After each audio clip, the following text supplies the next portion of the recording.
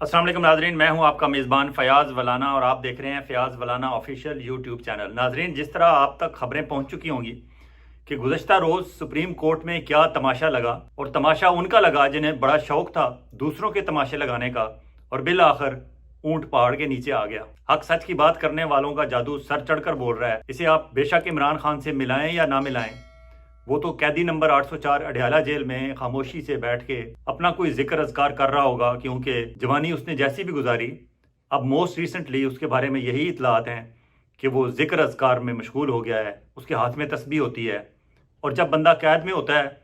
तो कितना ही सख्त दिल या कितना ही मज़हब या सूफीज़म से दूर हो, कुछ ना कुछ अल्लाह के करीब आ जाता है। और इमरान खान की तो अडयाला जेल जाने से पहले की इस तरह की इतलात थी, और ख़ुसूसन अभी उनकी तीसरी शादी जो बुशरा बेगम से हुई उसके बाद उनकी ऐसी इतलात थी कि वो ज़िक्र अज़कार और औलिया कराम के वाक़यात उठते बैठते उनकी बात करते थे, और प्रोफेसर रफ़ीक अख्तर जैसे बुज़ुर्गों के साथ उठने बैठने से वहाँ से भी उन्हें काफ़ी तस्बीहात वगैरह बताई गई थी। तो वो तो अडयाला में बैठ के तस्बीह पढ़ रहा होगा, लेकिन उसका हक सच की बात करने और डट कर खड़े रहने का जो जादू है वो सर चढ़ कर बोल रहा है। आपने सुप्रीम कोर्ट में गुज़श्ता रोज़ देखा कि वहाँ क्या हुआ, लेकिन इस सारे मामले में मुझे दो बड़ी कैजुअलिटीज़ होती नज़र आ रही हैं, क्योंकि ख़बरें आप तक पहुंच चुकी हैं। हमारा काम तज्ज़िया करना है, तज्ज़िये के दौरान ख़बरें भी कुछ ना कुछ निकल आती हैं, लेकिन मैं कोशिश करूंगा कि मुख्तसर वक्त में सुप्रीम कोर्ट के वाक़े, जो सुप्रीम कोर्ट में हियरिंग हुई उसका भी अहाता करें। शहबाज शरीफ साहब की क्या फुर्तियाँ हैं, वो क्या कर रहे हैं, अपनी मनपसंद के लोगों में रेवड़ियाँ बांटने का मामला क्या है, राना सनाउल्लाह साहब को डैमेज कंट्रोल के लिए क्यों इस्लामाबाद बुलाया गया है, और क्या डैमेज कंट्रोल हो सकेगा या डैमेज मज़ीद बढ़ेगा, और फिर देखेंगे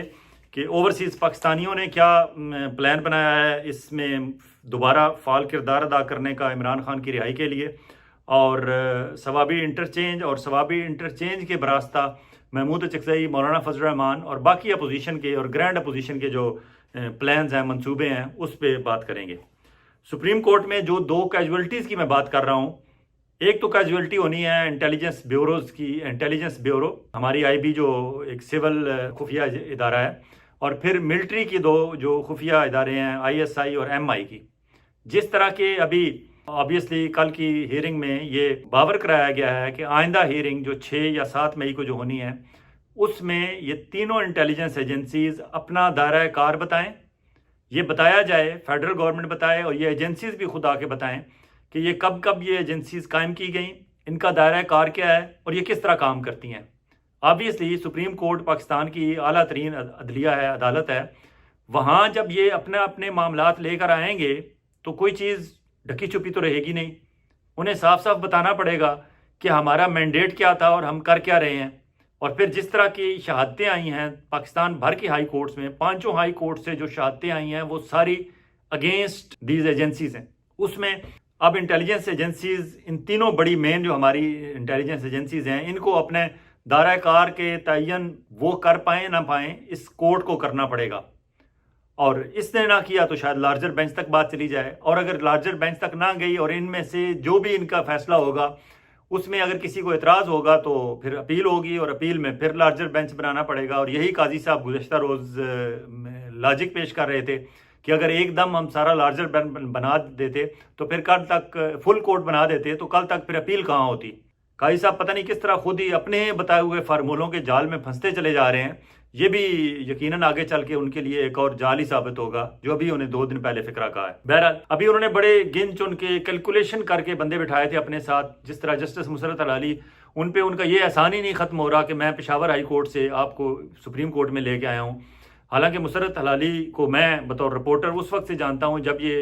पेशावर में बतौर लायर सिर्फ काम करती थी, वकील थी, और सिर्फ पेशावर में बतौर वकील काम करना, बतौर खातून खुल के काम करना, और फिर थोड़ी सी एक्टिव हो गई थी लॉयर्स की पॉलिटिक्स में भी, तो नाम भी बन गया। लेकिन कोई इतनी बड़ी वकील नहीं थी कि वो हाई कोर्ट में उन्हें जज लगा दिया जाता, और बाद हाई कोर्ट में भी कोई इतने कमाल के उनके फैसले नहीं थे कि उन्हें सुप्रीम कोर्ट में भी बुला लिया जाता। लेकिन वो समझती हैं, इसी वजह से वो समझती हैं कि काजी साहब ने मुझे एहसान किया है सुप्रीम कोर्ट में बुला के।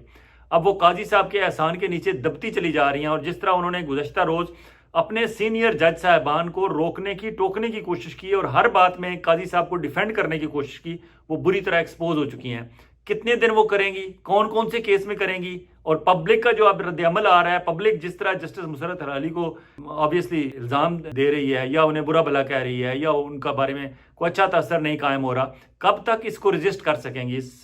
बैड इंप्रेशन को। एनीहो, बाकी जो थे जस्टिस मंसूर अली शाह अपनी क्रीज से बाहर निकल कर खेल रहे हैं। हालांकि अक्टूबर में चंद माह बाद उन्होंने चीफ जस्टिस ऑफ पाकिस्तान बनना है। ऐसी सूरत में अगर पाकिस्तान की प्रीमियर इंटेलिजेंस एजेंसी और दीगर तमाम खुफिया इदारों के लोगों के खिलाफ इस तरह खुलाकर जस्टिस मंसूर अली शाह बोलेंगे तो यकीनन ये काबिल सताइश है कि इतनी हिम्मत और इतनी जुर्रत शायद इससे पहले बाकी जज साहबान से हमने नहीं की हुई थी पाकिस्तानियों ने। लेकिन अब जस्टिस अतर मिनल्ला डट कर खड़े हैं, मंसूर अली शाह खड़े हैं, जमाल मंदोखेल उनके इंटेलिजेंस एजेंसीज के खिलाफ बोल रहे हैं, हत्ता कि नईम अफगान ने एक दो बड़े पर्टिनेंट क्वेश्चन पूछे हैं। तो ये सारे जज साहबान जिस तरफ जा रहे हैं, काजी साहब दूसरी तरफ अकेले हैं, और शायद जस्टिस मुशर्रत हलाली भी ज़्यादा देर तक उन्हें रेजिस्ट ना कर पाएं। जो क्वेश्चन पब्लिक की तरफ से आ रहे हैं, लॉयर्स की तरफ से आ रहे हैं या उनके साथी जज साहबान की तरफ से आ रहे हैं। एक तो इंटेलिजेंस एजेंसीज को अपने दायरा कार में वापस अपने उसमें जाना पड़ेगा, और वो दायरा कार जो किताबों में लिखा हुआ है वो नहीं जो इस वक्त राइज है। एक तो कैजुअलिटी ये होगी कि वो बहुत सारी उनकी जो अयाशियाँ हैं वो ख़त्म हो जाएंगी, क्योंकि वो अपने आप को शुतर बेमहार पूरे पाकिस्तान का मालिक समझते थे। जो चाहते थे, जिस तरह चाहते थे, वो हर किसी को दबा लेते थे और अपने मर्जी के नताइज ले लेते थे। शायद अब ये ना हो। फिर पाकिस्तान के सहाफ़ी भी मुतारक हो गए हैं, हामिद मीर, इमरान रियाज, समी इब्राहिम, मोहम्मद मालिक, जितने, और हत्ता के काशिफ अब्बासी, जितने ये लोग हैं जो खुला के आना चाहते हैं और क्या बताना चाहते हैं सुप्रीम कोर्ट को कि हमारे लिए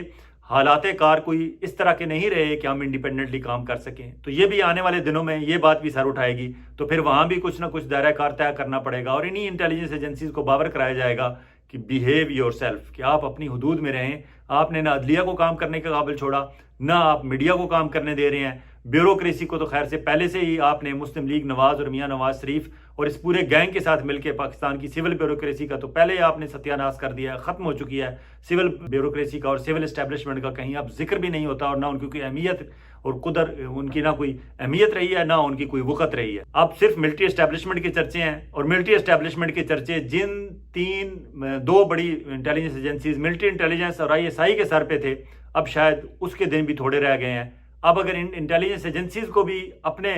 काम, जो उनका तयशुदा काम है, उस पर वापस भेज दिया जाएगा, तो इन्हीं इंटेलिजेंस एजेंसीज के सर पे हमारी मिलिट्री इस्टेब्लिशमेंट नाचती थी, तो शायद उनका ये नाच भी अब थोड़ा सा कंट्रोल हो जाएगा। एक तो कैजुअलिटी ये होगी। दूसरी कैजुअलिटी काजी फायज ईसा साहब खुद होंगे।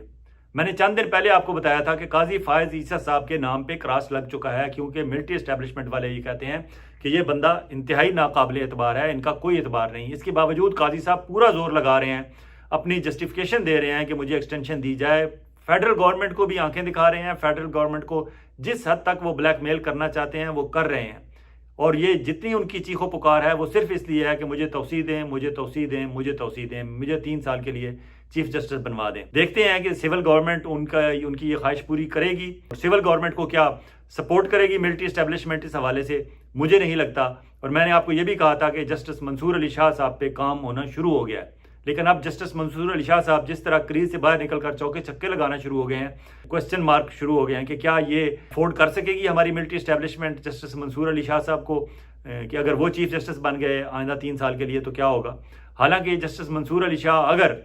अपनी मुद्दे मुलाजमत के हवाले से देखें तो उन्हें शायद 5 साल मिल जाएं। अगर काजी फायज ईसा साहब को इस वक्त एक्सटेंशन मिलती है तो आइंदा 3 साल के लिए वो जस्टिस रहेंगे सुप्रीम कोर्ट के, और उसके बाद फिर वो 2 साल के लिए चीफ जस्टिस ऑफ पाकिस्तान बन सकेंगे। लेकिन वो ऐसा नहीं चाहते, और ना उनकी ऐसी कोई अभी तक उनकी नज़र आती है कि कोई उनकी नज़र हो सिर्फ चीफ जस्टिस ऑफ पाकिस्तान के। जिस तरह के उनके रिमार्क्स आज देखे गए हैं, या 2 दिन पहले उन्होंने एक जो स्पीच की थी, उस स्पीच पे मैं तबसरा नहीं कर सका, बहुत लंबी स्पीच थी, बहुत अच्छी स्पीच थी। जिस तरह मौलाना फजल रहमान साहब की कौमी असम्बली में स्पीच काबिल दाद है और उस पर काबिल तहसीन है और उस पर काबिल बहस है, इसी तरह मंसूर अली शाह साहब की भी थी, लेकिन मुझे वक्त नहीं मिला। हालांकि उनका एक एक फिक्रा ये बता रहा था कि मंसूर अली शाह साहब तकरीबन ड्राइविंग सीट पे बैठ चुके हैं। जिस तरह उन्होंने खिताब किया वो लग रहा था कि शायद वो चीफ जस्टिस ऑफ पाकिस्तान बन चुके हैं अमली तौर पर, लेकिन उनके इरादे अच्छे लग रहे थे, लोगों ने उसे अप्रिशिएट किया। अब काजी फायज ईसा साहब ने जिस तरह 2-4 दिन पहले एक इंटरव्यू में अब्दुल क़य्यूम सिद्दीकी को शायद इंटरव्यू दिया था, उसमें उन्होंने कहा कि मेरे वालिद साहब ने टोपी पहनाई थी कायद-ए-आज़म मोहम्मद अली जिन्नाह साहब को, उस पर अगले रोज़ ही باقاعدہ سوشل میڈیا پہ لوگوں نے ڈیٹس کے ساتھ بتا دیا کہ یہ جو کراکلی ٹوپی ہے، جناح کیپ جسے کہا جاتا ہے، یہ کب پہلی دفعہ قائد اعظم محمد علی جناح نے پہنی تھی اور کب قاضی فائز عیسی صاحب کے والد صاحب نے پہنائی تھی۔ سوشل میڈیا پہ بھی انہیں جھوٹا قرار دیا جا رہا ہے۔ کل سپریم کورٹ کے اس ہیئرنگ کے دوران تو ان کے ساتھی ججوں نے انہیں بار بار جھوٹا قرار دیا۔ کیسے؟ قاضی فائز عیسی صاحب کہتے ہیں کہ میرے سامنے کوئی مداخلت نہیں ہوئی۔ ان کا کہنا یہ تھا کہ جب تک میں چیف جسٹس بنا ہوں یا اس سے پہلے بھی میری نظر میں کوئی مداخلت نہیں ہوئی، انٹیلیجنس ایجنسیز نے جج صاحبان پہ دباؤ نہیں ڈالا۔ اس پہ جسٹس اطہر من اللہ کیسے خاموش رہ سکتے تھے؟ انہوں نے کہا مداخلت آج بھی ہو رہی ہے۔ بری کورٹ میں جب یہ کہا گیا تو جو عدالت کا اندر کا رپورٹرز بتاتے ہیں ماحول، اس میں کہتے ہیں کہ جب جسٹس اطہر من اللہ، جسٹس منصور علی شاہ یہ بول رہے ہوتے تھے تو پن ڈراپ سائلنس ہوتی تھی، اور جب قاضی صاحب کوئی لیم ایکسکیوزز دے رہے ہوتے تھے تو پوری ایک اندر کورٹ روم سے استغفر اللہ کی آوازیں آتی تھیں بیک بینچر سے، کہ لوگ کہتے تھے قاضی صاحب جھوٹ بول رہے ہیں، استغفر اللہ، توبہ توبہ توبہ۔ جسٹس منصور علی شاہ صاحب نے کہا کہ یہ اب اوپن سیکرٹ ہے کہ عدلیہ کے کام میں مداخلت ہو رہی ہے، حتیٰ کہ اٹارنی جنرل جو حکومت پاکستان کے نمائندے ہیں انہوں نے باہر نکل کے رپورٹر سے کہا کہ میں آپ سے بات کرنا چاہتا ہوں، اور انہوں نے کہا کہ جسٹس بابر ستار جن پہ الزام لگایا جا رہا ہے ان کی کریڈیبلٹی پہ میں استعفیٰ تک دینے کے لیے تیار ہوں، اور میں ان کی گواہی دیتا ہوں کہ جب وہ میرے پارٹنر تھے، لا پارٹنر تھے، جج بننے سے پہلے ہم اکٹھے پارٹنر تھے، تو اس وقت جب یہ جج بن رہے تھے تو میں نے ان کے بطور جج ان کی تعیناتی کو ایکسیپٹ کرنے سے پہلے میں نے ان کے سارے ڈاکومنٹس، اپنی ہماری جو ٹرانزیکشنز بزنس ٹرانزیکشنز تھی، میں نے ساری ڈیٹیلز میں آڈٹ کی تھی خود، اور اس کے بعد میں گواہی دیتا ہوں کہ یہ بندہ انتہائی آنیسٹ ہے۔ اور اب اگر جسٹس بابر ستار کے بارے میں کوئی کوشچن ہوا یا کوئی بات ہوئی تو میں خود استعفیٰ دوں گا، استعفیٰ دے کے میں بطور وکیل جسٹس بابر ستار صاحب کو ڈیفینڈ کروں گا۔ بات یہاں تک پہنچ گئی ہے، شہباز شریف صاحب کی پیٹھ بالکل خالی ہو چکی ہے، ننگی ہو چکی ہے۔ اب شہباز شریف صاحب شاید ہیلپ کے لیے کہیں سے ادھر ادھر سے بندے بلا رہے ہیں، آگے چل کے اس پہ بھی بات کرتے ہیں۔ قاضی فائز عیسی صاحب کو صرف ان کے ساتھیوں نے ہی جھوٹا نہیں قرار دیا، بلکہ قاضی فائز عیسی صاحب نے وہاں جو بحث کی، قاضی فائز عیسی صاحب بار بار جا رہے تھے فیض آباد دھرنے کی طرف۔ فیض آباد دھرنے پہ ٹھیک ہے، آپ کہتے ہیں میں نے اس کے خلاف فیصلہ دیا، بالکل آپ نے دیا، درست کیا۔ اس کے بعد آپ نے اس فیصلے کے جب آپ نے کمیشن بنایا تو اس کمیشن نے آپ کے فیصلے کے خلاف رپورٹ دے دی۔ اس کمیشن نے بتایا کہ فیض آباد دھرنے کو بٹھانے میں جو تحریک لبیک یا رسول اللہ والوں نے اس وقت فیض آباد پہ دھرنا دیا تھا، اس پہ آئی ایس آئی کا اور ان کا جنرل فیض حمید کا کوئی عمل دخل نہیں تھا۔ قاضی صاحب آپ کو انہوں نے، آپ کے بنائے ہوئے کمیشن نے جھوٹا قرار دے دیا۔ پھر اسی کمیشن کی رپورٹ میں کہا جاتا ہے کہ اس دھرنے کو اٹھانے میں جو کردار تھا جنرل فیض حمید کا، وہ فیض حمید کا نہیں تھا، وہ فیڈرل گورنمنٹ کی کنسنٹ سے تھا۔ اس کا مطلب ہے وہ اٹھانے والا عمل تھا، اور جو ایگریمنٹ ہوا تو اس پہ سائن جو تھے فیض حمید کے، اس وقت کے وزیر اعظم اور اس وقت کے وزیر داخلہ کی مرضی سے ہوا تھا۔ تو قاضی صاحب آپ ان کے خلاف ایکشن لیں نا، جن کا کمیشن رپورٹ نے کہا ہے۔ شاید خاقان عباسی جو اس وقت وزیر اعظم تھے ان کے خلاف ایکشن لیں، اس وقت جو وزیر داخلہ تھے یاسین اقبال ان کے خلاف ایکشن لیں، لیکن قاضی صاحب آپ نہیں لیں گے، کیونکہ ان کے خلاف اگر نون لیگ کے خلاف آپ ایکشن لیں گے تو پھر آپ کو توسیع کیوں دے گا؟ آپ تو ان سے توسیع کی بھیک مانگ رہے ہیں۔ آگے چلتے ہیں، اجازت چاہوں گا، بہت جلد ایک اور ویلاگ کے ساتھ آپ کی خدمت میں حاضر ہوں گے۔ اس وقت تک آپ اپنا اور اپنے گرد و نواح کے لوگوں کا اسی طرح خیال رکھیے جس طرح آپ چاہتے ہیں کہ آپ کا خیال رکھا جائے۔ اور آخر میں درخواست کہ آپ نے اگر ابھی تک فیاض ولانا آفیشیل یوٹیوب چینل کو سبسکرائب نہیں کیا تو پلیز سبسکرائب کر لیں، اپنے دوستوں کے ساتھ شیئر کیا کریں، اور کامنٹ سیکشن میں آپس میں تبادلہ خیال کا سلسلہ بھی جاری رکھیں۔ اللہ حافظ۔